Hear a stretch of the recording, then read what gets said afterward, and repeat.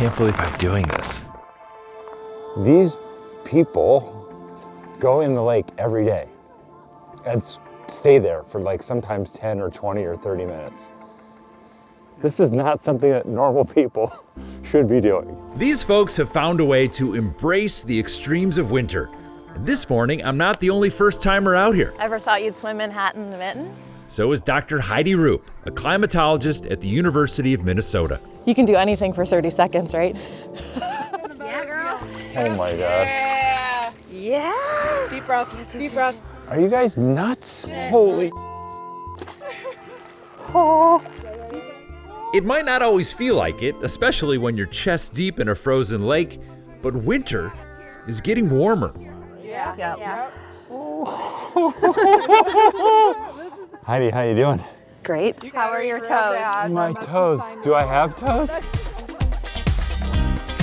My name is David Schechter, and this is On the Dot, a journey to understand how we're changing the Earth and how the Earth is changing us.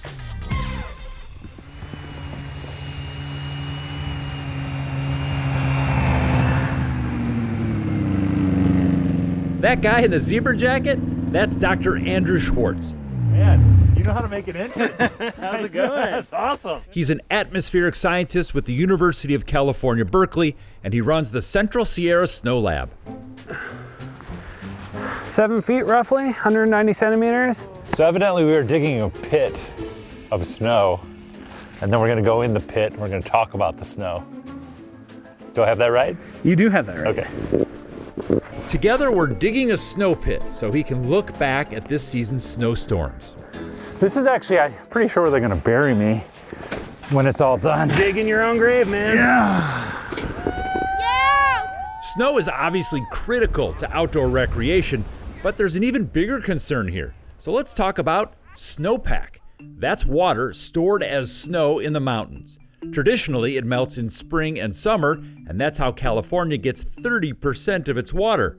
If the snowpack melts too early, you can get floods, and by summer, there's not enough water when water is crucial. What are you doing right now?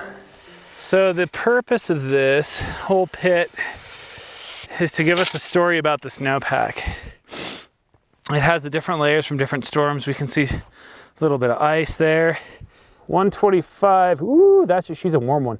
So we get measurements of the temperature of the snowpack to figure out, is it ripe for melt? Is it still pretty cold? These layers of snow can have different temperatures depending on how warm it was the day it fell. The higher the temperature in the snow, the faster it will melt, a major concern in the era of climate change. Once that goes above freezing, that's when we can no longer have the snowpack, and this is all going to disappear and switch to What's rain. that temperature doing over time? It's climbing. We expect a transition away from snowpack and to rain within the next several decades. He knows that because the Snow Lab maintains the oldest continuous winter weather records in the country.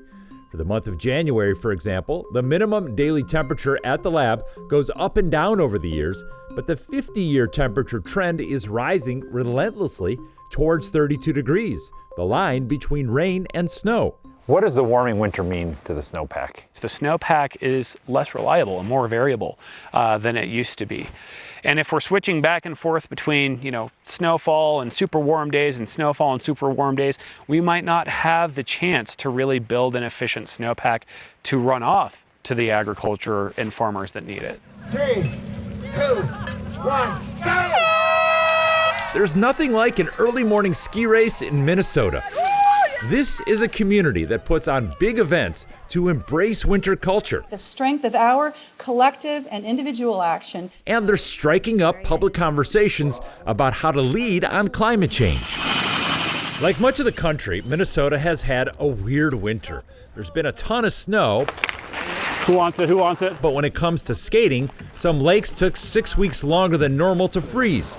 That's a goal. Scientists are reluctant to blame any one event on climate change, but Dr. Roop is saying they do see the larger pattern. We're confident saying that what we are experiencing as a whole in aggregate is what we expect from climate change, and that volatility, that sort of unpredictability, that weirdness, if you will, is climate change. Nationally, since 1970, winter has warmed in the Pacific Northwest by 1 degree. From Southern California through the middle of the country, it's around 2 degrees warmer. But parts of the Midwest and East Coast have warmed up to 5 degrees, with extreme warming in parts of New York, Vermont, and northern Minnesota of about 7 degrees. We see, again, these patterns of concerning warming, and that is changing what winter looks like, what it feels like, and that has then, again, implications for what we experience. Concern about climate change led Minnesota to pass a new law. It requires all electricity come from renewable sources by 2040. Can this community actually be part of preserving winter? It seems like a pretty big, daunting challenge for one community to do. We as one community are not going to be able to change the trajectory of global average temperature. So if all communities or many communities come together and catalyze change, then the answer is yes. So the change in winter doesn't just affect communities where it's always cold or always snowy. Lots of places are dealing with these changes. I'm Paul. David. Nice to meet you. So I'm drinking wine during the day, like you do, with Paul Bush. His family has owned the Madroña Vineyards in Camino, California for over 50 years. And if I were really nice to you, we would be having some blue cheese here and everything. Why aren't you being nice to me? Paul's telling me consistently chilly winter temperatures are critical to maintaining healthy grapevines. They need to go dormant. They need to lose all their leaves and basically store up energy to push buds for the next year. The earlier you bud, the greater chance you're going to have a problem. And last year, Paul had a problem he'd never seen before. In February, it got unseasonably warm. As a result, the vines started to bud. Then came a frost that killed the buds. In March, it got warm again, more buds, another frost, and in April, it happened for a third time. Our harvest on the vineyards here, we lost about 70%. That's hard on a small family business. In addition to grapes, fruit crops across the country like apples, blueberries, and peaches also rely on chilly winters. That didn't happen in 2017 in Georgia and South Carolina, where fruit farmers sustained $1.2 billion in crop losses. There's the bud. Okay. That's next year's crop right there. And so this one will come out here. Take that out close to the trunk. To adapt to the wild swings in winter weather, Paul is experimenting with a new technique, delaying when he prunes certain varieties. Pruning it later, it delays the bud break. So you're protecting yourself against losing those really precious buds. Yep, but I think that's where all vineyards, all farmers are learning to adapt to what we can do. And there are certain things we can do and certain things we can't.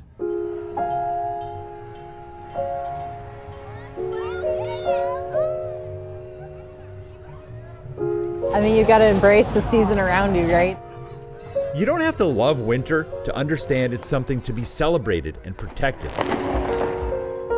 But that doesn't mean I'm staying in this frozen lake 1 minute longer. Are you supposed to be able to feel your legs? No. Okay, because I don't feel my legs.